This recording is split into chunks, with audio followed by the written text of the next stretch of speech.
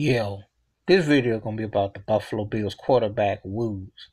Buffalo Bills is my football team, but that's garbage. I mean, where they get Nathan Pearlman from? I mean, that cat ain't even as good as Rita Pearlman. I mean, he is garbage. Why you get rid of Tyrod Taylor for these bums? I mean, Jared Allen ain't ready yet. He ain't even. He may as well be telling jokes with Tim Allen. They already calling the Bills the worst team in the NFL. It's just like a start. How you go from making the playoffs the first time in 18 years and you gonna turn around and bring out this dud?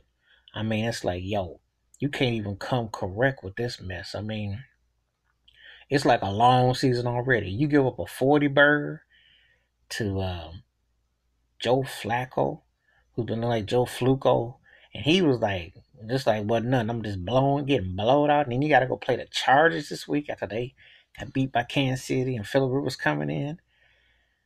It's like, man.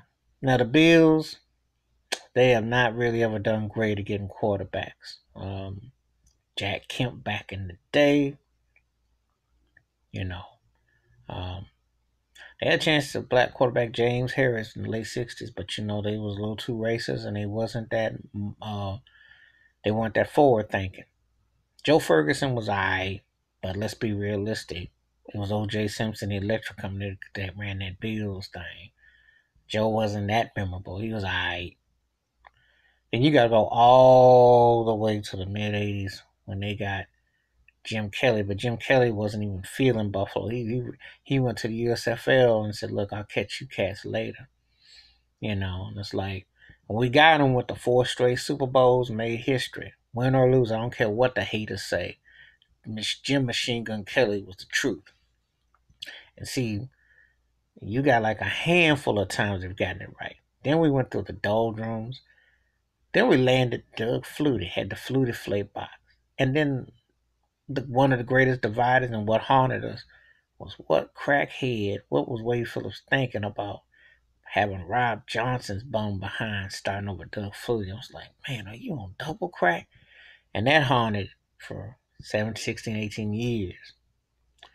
You know, they had brought in E.J. Manuel and Tyrod Taylor. And I was very impressed with the Bills because I thought, wow, they actually had black quarterbacks in Buffalo? Wow. I didn't think I was going to ever live to see that one happening. So, but then they just, EJ didn't really work out, mediocre. Tyrod just can't see beyond the field. I mean, he can pass when he's accurate, but time he be wearing Stevie Wonder glasses. I'm like, man, and he missed it again watching Cleveland against Pittsburgh, but he still, you know, put up some stats. But it was tough being a Bills fan watching EJ Manuel throw 197, run for 70 something, and then of course watching in Tampa Bay, Ryan Fitzpatrick just play out his mind, put 4 bills and four touchdowns, 5 touchdowns to both, have out of body. And like if we stuck with these bums with the Buffalo Bills, it could be a long season. And it's like, yo, they get other draft parts right, running back, defensive backs, but the quarterbacking position, not so much. I mean, because realistically, we haven't had a legit quarterback since Flutie. Tyrod was alright, but it's been too long for Buffalo Bills to go without a legit quarterback.